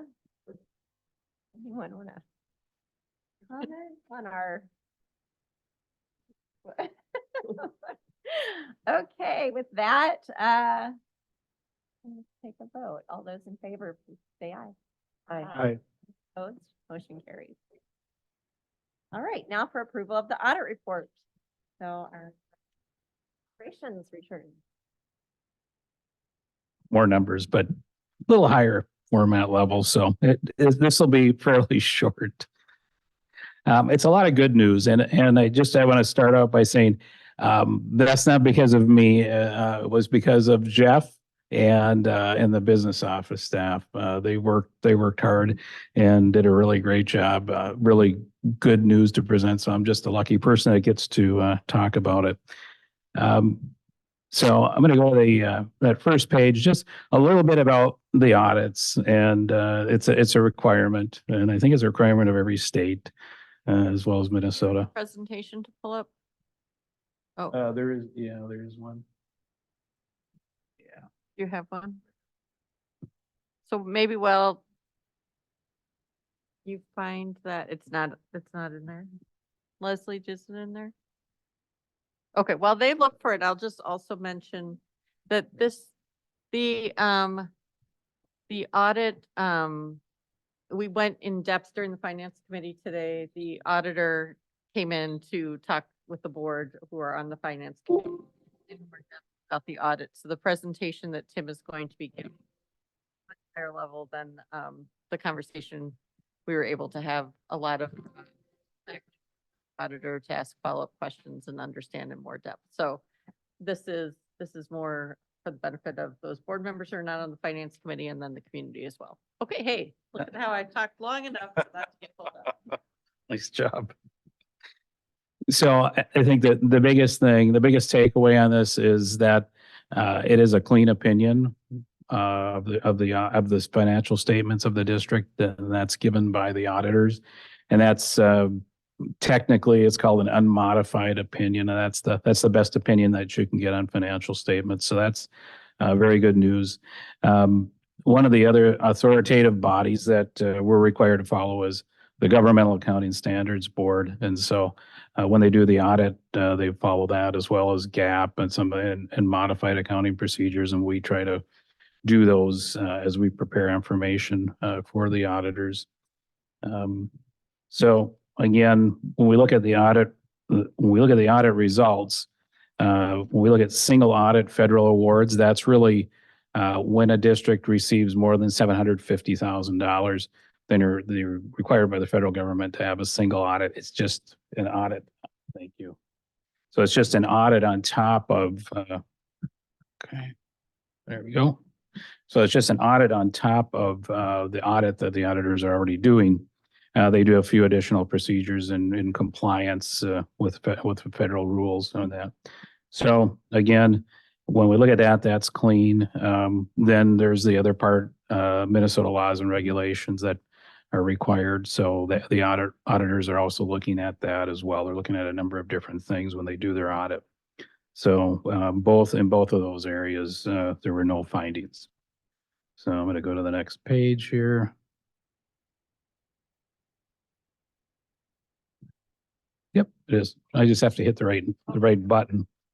So, so this has a few numbers on it, but what this is really looking at is it's looking at our fund balance. And so we've got a lot of different fund balances for different things. And this is a pretty highly summarized line item report of that. There's more breakdown to it. But when we look at things like restricted fund balance, a lot of times what we're looking at is there a particular funding piece or funding program that we have that such as it could be COVID dollars, it could be other programs that the dollars have to be specifically used for that program. And so if that's the case, then normally that's going to be a restricted fund balance. And so you can see you can see that from 2019 to 2023, you can see the history there. So we're at 381,000 as of the end of June of 23. When we look at unrestricted fund balance, that's broken apart between assigned and unassigned. And so assigned is in 2023, you've got 1.8 million, and that's an assignment by the board. The board can assign and the board can unassign these different fund balances. So if I remember correctly, this was kind of a set aside to help mitigate, leveling off or declining enrollment. Possibly, I think maybe other building, maybe to be used for some capital projects if there were monies left there. The unassigned is just what's left over after you take off the assigned fund balances and the restricted fund balances and the one that's called a non-spendable fund balance. And so that one that's the one that we kind of concentrate on because it's available for general operations and other things. We can dip into fund balance. I think the big key is you can dip into it, but not continuously because you'll run out. But that is available. And in this case, we're at down at the percentages down at the very last line. So we're at almost 13%. And that's a pretty good place to be with fund balance. If you look at the combination of the unrestricted fund balances, that's a 16.8. But again, those dollars, if you're looking at, or actually that's actually the combination of the assigned and the unassigned. And then the restricted again are for specific use. So any questions on all of those numbers? Okay. So then the next page, we're getting towards the end. The next page is looking at a couple of other funds that are more under our operating funds, but they're separate funds, separate from the general fund. And we've got food service, and that's highly. And when you look at federal revenues, it's one of the areas where we just don't generate much money. A lot of those revenues are based on free and reduced lunch counts.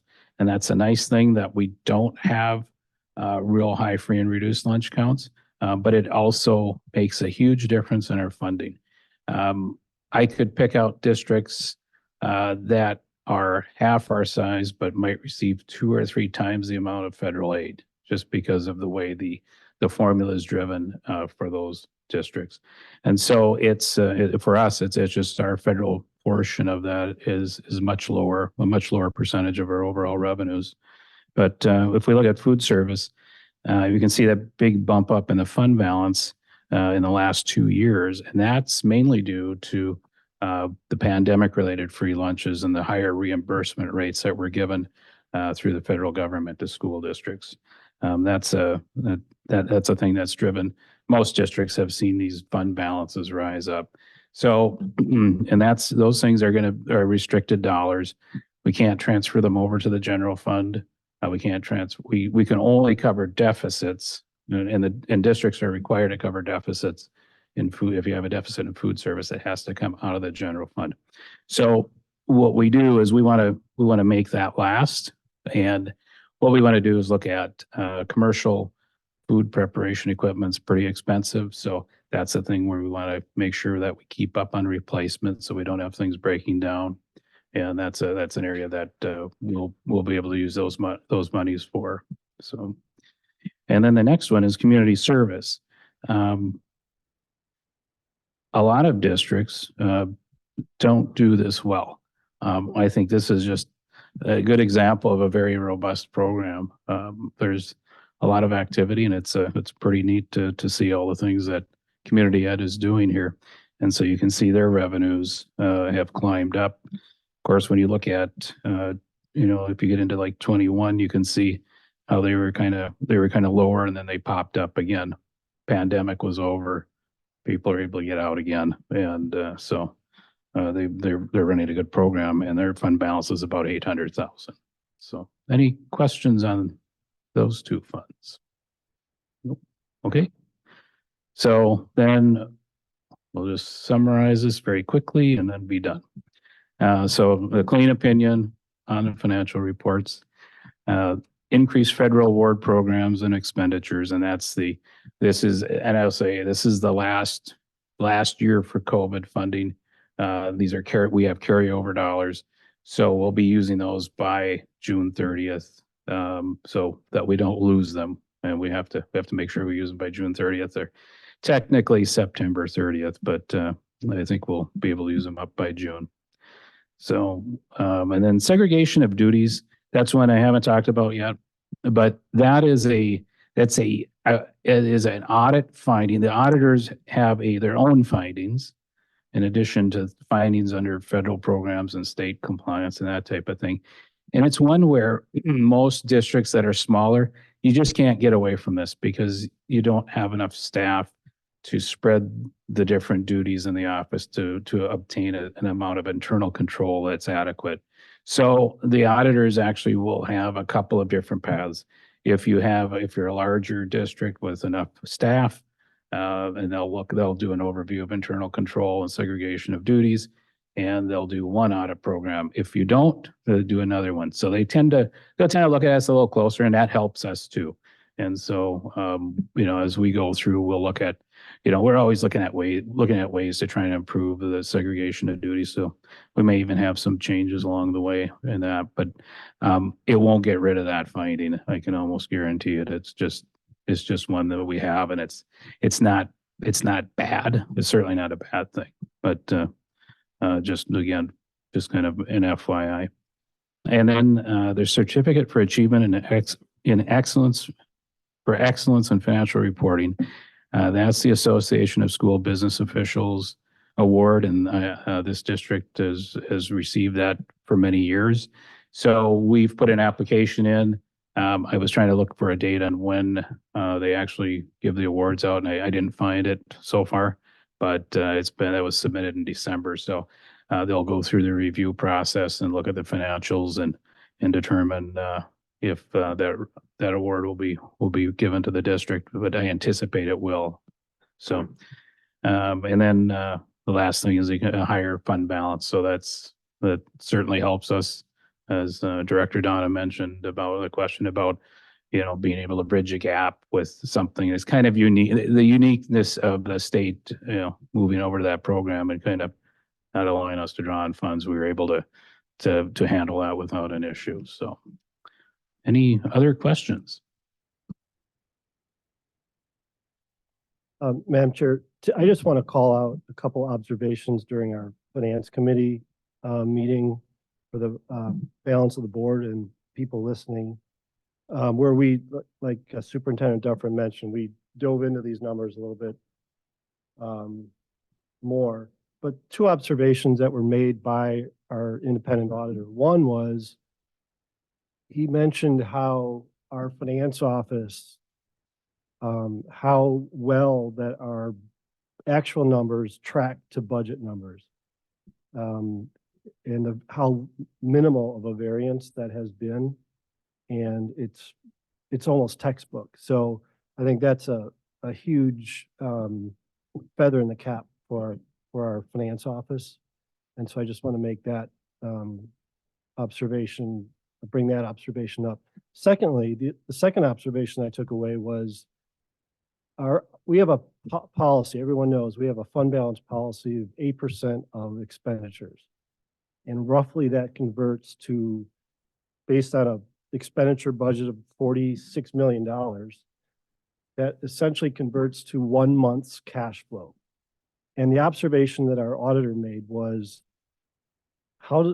as far as comparing that to districts throughout the state that he's aware of, we are on the low end at an 8% policy in the metro. He typically sees about 15% on average in the metro.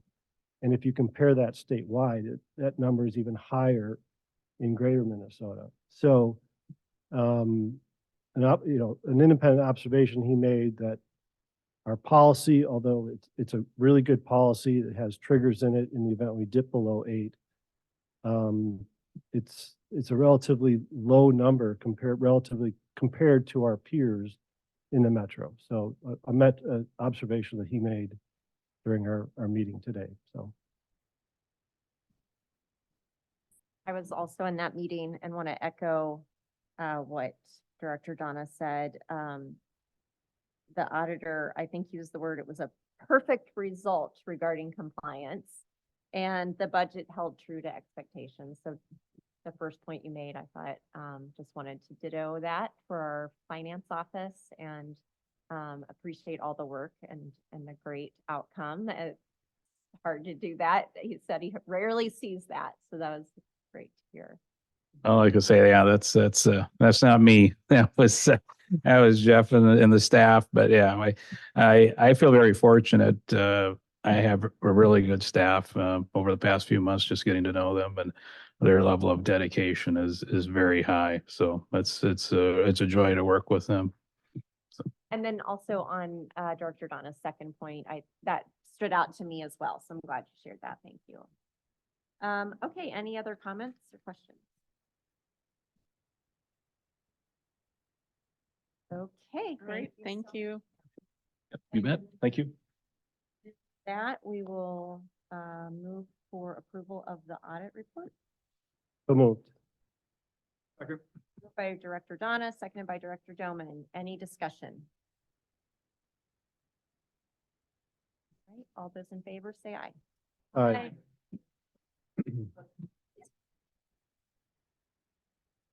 Okay, now for school board committee reports. We'll start with AMSD, Director Payne.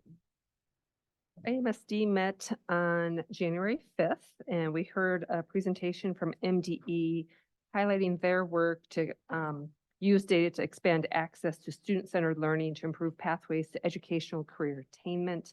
So we were looking at the SLEDS data system and the ECLD system. And so with those two systems, they're very helpful to us, but we always have to remember that the ECLD system is only birth through grade 3, and then the SLEDS data is high school and into workforce. So we've got a big hole in our data systems in our state that we really need to fill. And so unfortunately, we don't have data we would like sometimes to help us in our work and our decision-making.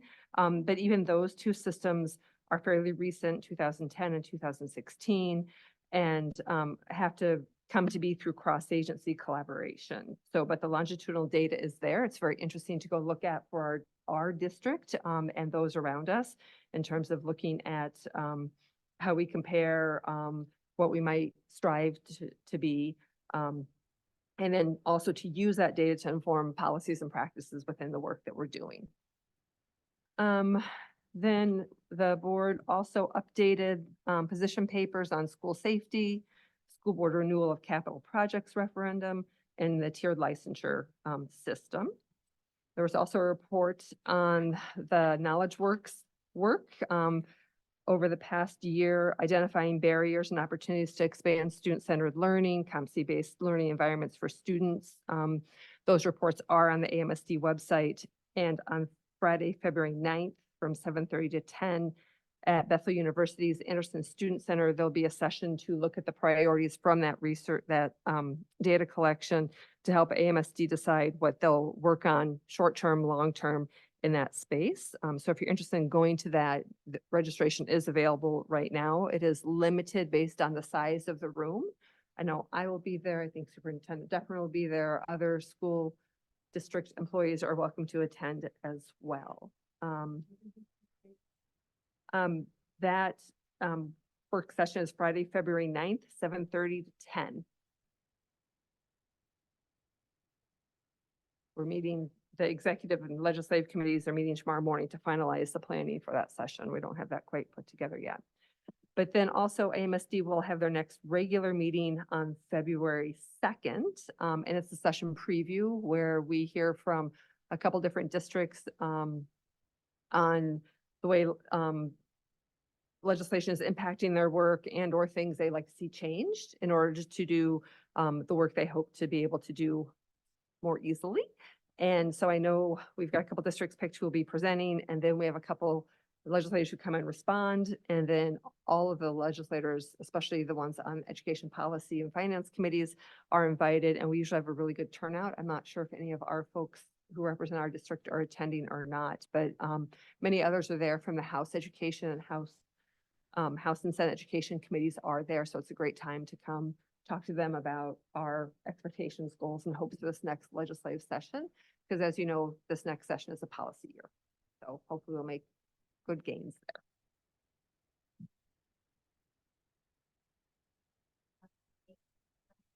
Last meeting for Kelly, and they covered the upcoming Zephyr Gala, which will be on April 12th. Tickets go on sale February 14th. They really outlined what the fund need will be and came to agree on it will fund digital arts at the middle school and an engineering and career pathways program and initiative at the high school. So there's it's really exciting. It's a big endeavor. It's one of the bigger ones that they've done. And they will do their Hearts of Gratitude again. That will be up January 25th. Is today? Yes, it's already 25th. And it'll go through February 6th. And then shared a little bit about how the fund and need, how that ties in with the work we're doing. And really exciting what's ahead for us. So, do you have anything to add?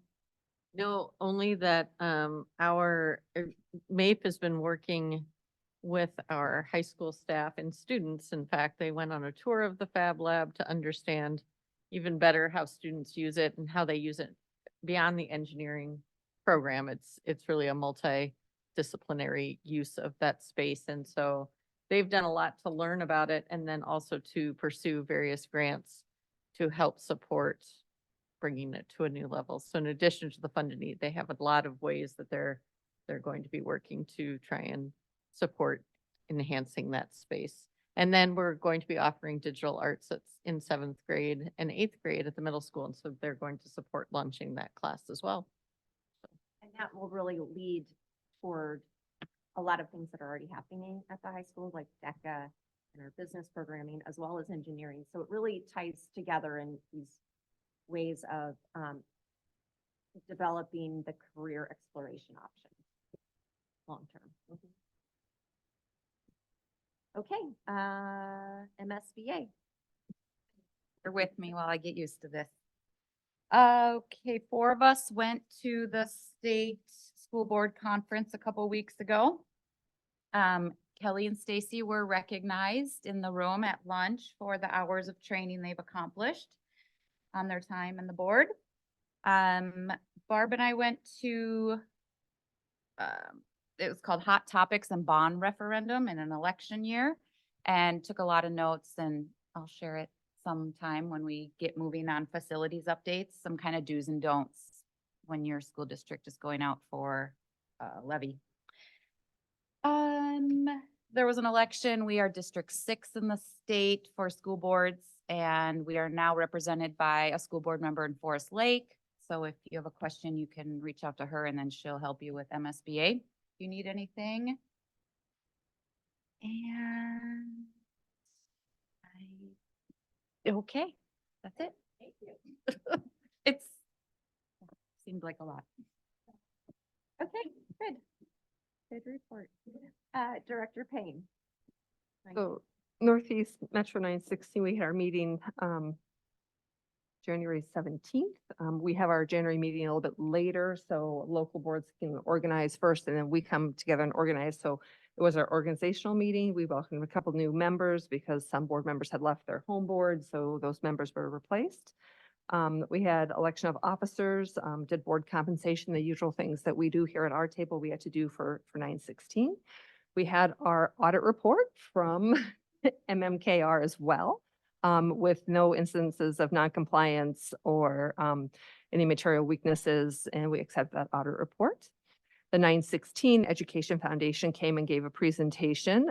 All school board members from our home boards. All of you are welcome and invited and encouraged to become members of the 916 Foundation. So I brought the QR code with me, or you can go to their website, but to become a member of the foundation, you need to make a contribution. So they talked about that. We talked about the gala for 916. Last year, it was held at Seven Vines, really great event.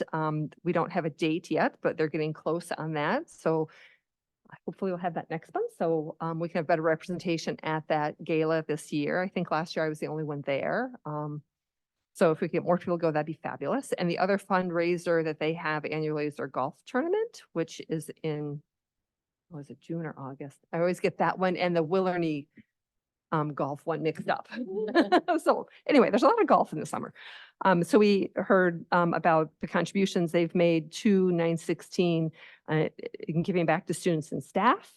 We had a safety update and talking about the training from the new safety coordinator and the things they can reach out and do with districts. Matamita is one of 2 districts that has tapped into consulting with and working with the safety coordinator at 916, who is has great content specialization in this space. And so he's been a resource for all of us. And then we did a first read of 6 different policies and approved another 7 as we continue the policy review process.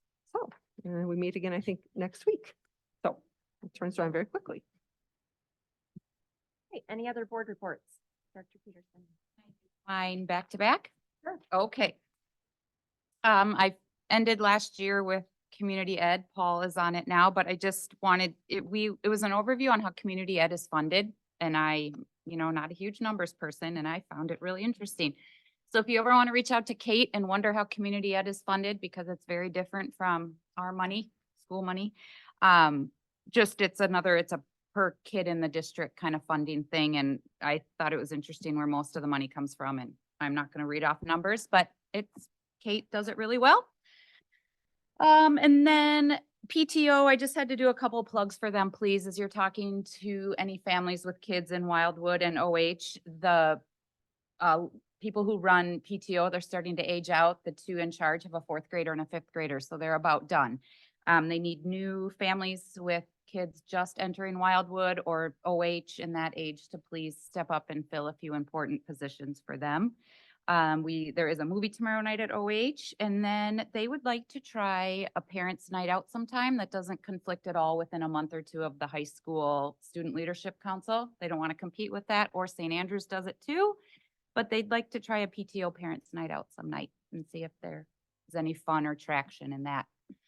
But the big plug was please get some new families in administrative roles at PTO.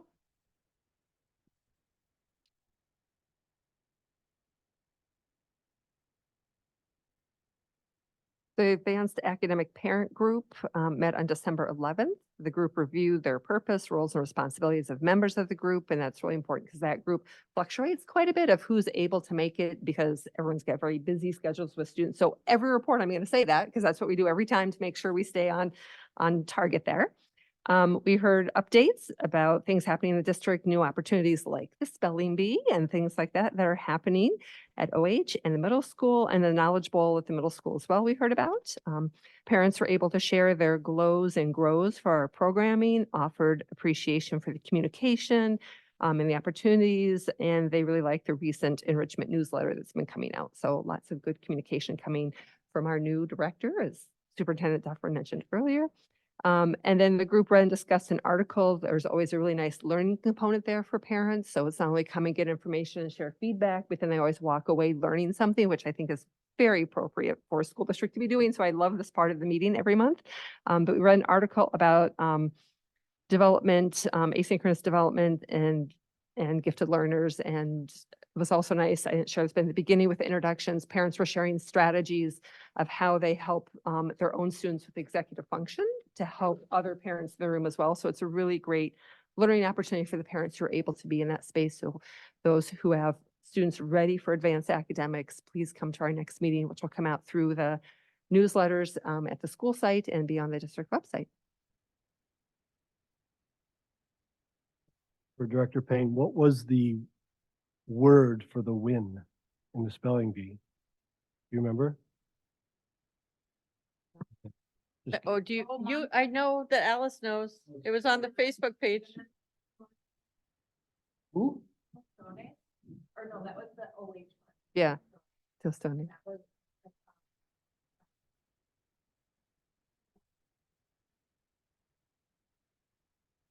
So it was interesting. I was involved with the spelling bee and usually at the spelling bee, they have the words by grade level and the students have access and they study.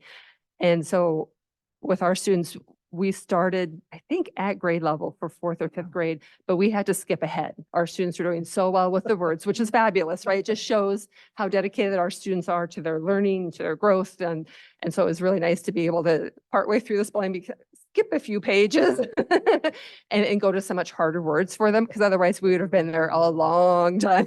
Find the middle school one.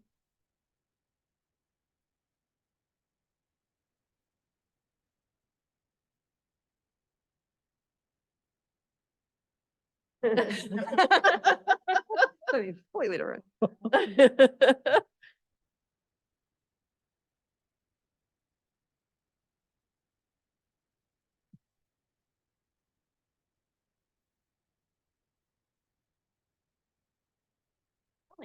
Okay, sure. Moved by Director Doman. Second. By Director Regan. All those in favor? Say aye. Aye. Aye. Opposed? Motion carries. We are adjourned.